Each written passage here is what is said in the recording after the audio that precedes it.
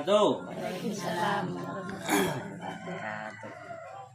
Pertama-tama kami ucapkan terima kasih sebanyak-banyaknya kepada ibu-ibu yang menyempatkan hadir pada hari ini dalam pertemuan. Pertemuan ini kita sebut dengan P2K2. P2K2 itu adalah pertemuan peningkatan kemampuan keluarga. Ya Bu, ini kan biasa kita lakukan rutin setiap sebulan sekali. Ya, yaitu namanya P2K2 ya Bu ya, nama kegiatannya. Untuk saat ini modul P2K2 kita adalah mengenai pendidikan dan pengasuhan anak, ya. Khususnya yaitu modul ini tentang bagaimana kita mendidik anak agar sukses, ya.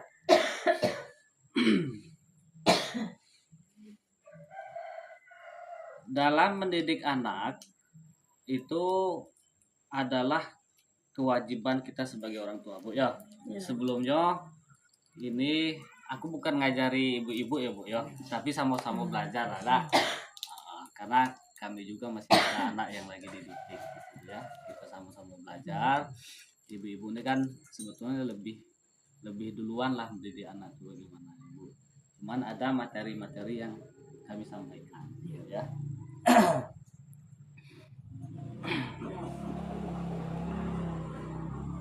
Jadi sedikit menjelaskan soal pendidikan Bu.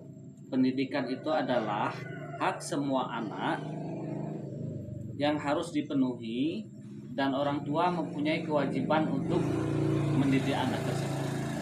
Bu. Kita harus memastikan anak itu sekolah, ya kan?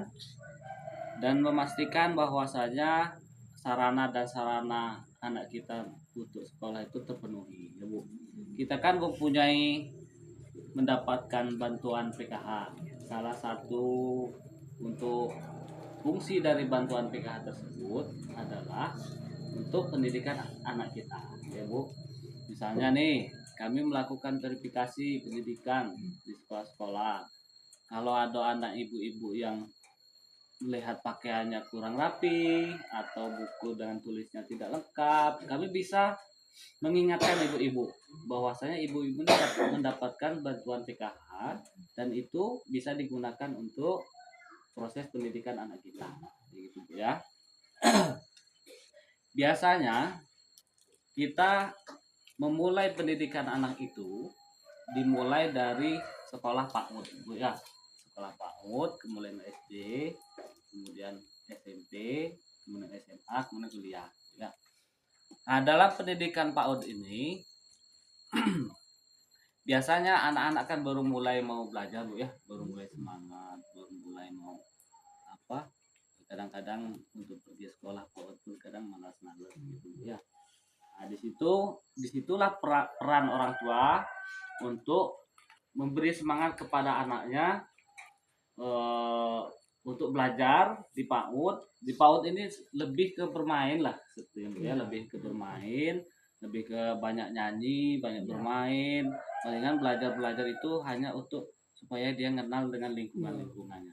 Belajar berani, ya. Kita ada sedikit permainan Ibu. Kita berperan sebagai anak-anak PAUD, ya kan? Nah, siapa di sini yang IW apa zone ya? Kalau kita ngantar anak sekolah, biasanya kita nengok tuh anak-anak ngapain di sekolah ya Bu, di sekolah PAUD. Nah, di sini ada permainan kita berperan sebagai anak PAUD. Nah, coba ibu-ibu berdiri dulu. Berdiri Bu. Berdiri. Ya tegak. Tegak semua ya. Nyanyi coba dona. Ayo berbaris, coba berbaris. Awak PAUD segini. Ibu berperan sebagai anak PAUD. Oke. Enggak berbaris Bu, berbaris Bu. Berbaris seperti ini ya. Ayo tuh situ ngadapnya, ayo ngadap ke sini. Di situ ngadapnya yuk. Di belakang ayo tuh lagi. Yo, ayo pegang sini. Ini, ayo sini lagi yang dua sini. Mana paut ni bentar ganjang. Oke. Yuk apa Zo? Paling belakang. Oke yuk. Kakek bisikin yuk ke depan. Pendidikan usia dini membuat anak siap sekolah. Bisik ke depan. Bisik ke depan. Udah ingat. Oke, ini. Itu panjangnya deh, Mbak. Iya, pendek. Benar nggak tahu? Diam, yuk. Pendidikan anak usia dini. Lanjut. Bisik-bisik lah. Bisik-bisik yuk. Apa deh? Pendidikan usia dini. Pendidikan usia dini. Terus ke depan. Mana nih? Bisik-bisik lah, bisik-bisik. Pendidikan. Pendidikan usia dini.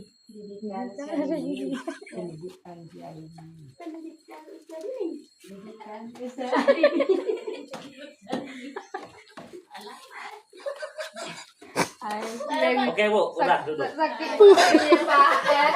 Terima kasih Bu ya. Jadi manfaat daripada permainan-permainan seperti itu salah satunya kan ngetes panca indera anak itu ya Bu. Nah, itu telinganya kayak apa? Ada kendala pada gitu kan. Kemudian kemampuan daripada daya ingat anaknya gimana. Itu adalah salah satu contoh permainan-permainan yang ada di PAUD gitu kan. Kurang gizi atau kurang kemampuan daya pikirnya itu bisa dilihat dari permainan-permainan yang ada di PAUD gitu. Ya. Ini kurang ingatan dari ini. Cara kata ini. Tengok kurang kok. Telinganya kurang kayaknya. Jadi Ini jagangin lah. dari permainan tersebut semakin cepat anak mendapatkan pendidikan maka dia semakin bermanfaat bagi anak. Salah satu cara untuk mempercepat anak mendapatkan pendidikan adalah dengan masuk sekolah PAUD. Nah, siapa yang anaknya pernah masuk PAUD? Pernah kayak. Oh, gara-gara pernah ya. Baru pulang PAUD. Sedih ini. Coba yuk ceritakan bagaimana perasaan yuk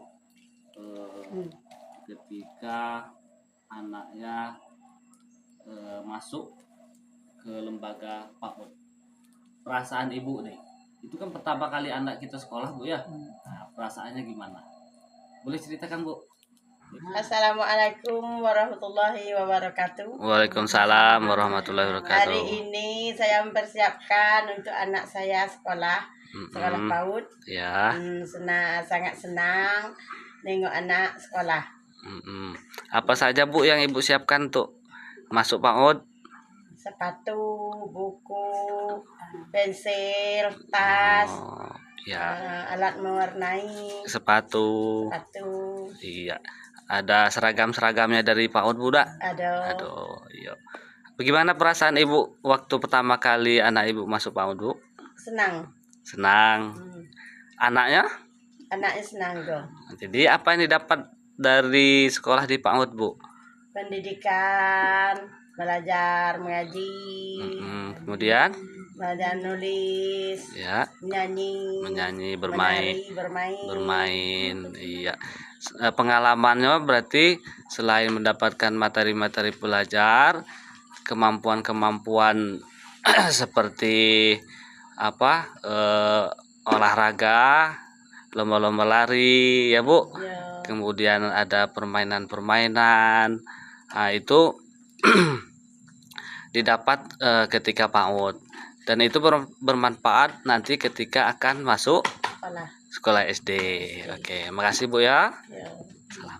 Salam. Assalamualaikum warahmatullahi wabarakatuh. Waalaikumsalam warahmatullahi wabarakatuh. Terima kasih kepada Ibu Yulinar atas penyampaian perasaannya selama anaknya ke sekolah di PAUD. Terima kasih Bu ya.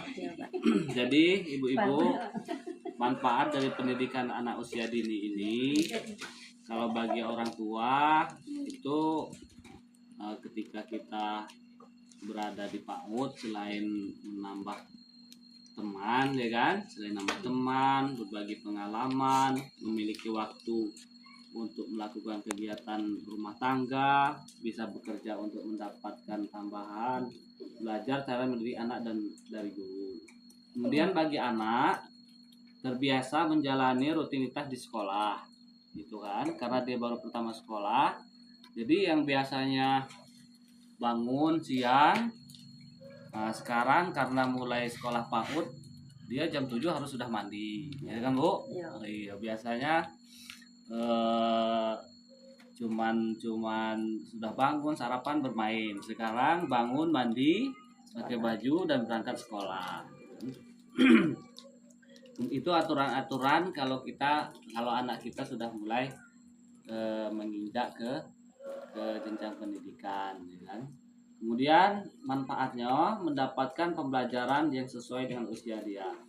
Usia masuk PAUD umur 5 tahun. 5 tahun hingga 6 tahun. Kemudian yang 7 tahun sudah masuk jenjang. Kemudian kalau anak kita tidak mau berangkat sekolah, biasanya apa yang kita lakukan? Kalau nyon apa kendala dengan anak itu, kenapa dia caranya diujuknya untuk berangkat sekolah, kemudian Jadi tentara pintar ya, jadi yang pintar. Biasanya apa kendala-kendala yuk kalau anak tidak mau berangkat sekolah? Yang telah sudah nih dak dulunya mandeh sekolah dah Pak. Dia rajin terus. Rajin terus, hebat berarti. Ada kendala karena Dak dulu panggil sekolah. Kadang ada tuh anak. Apa yang dan untuk ini belum ada belum. Nenek wak hidup susah ni punya ada muh berpangai kan. Yo.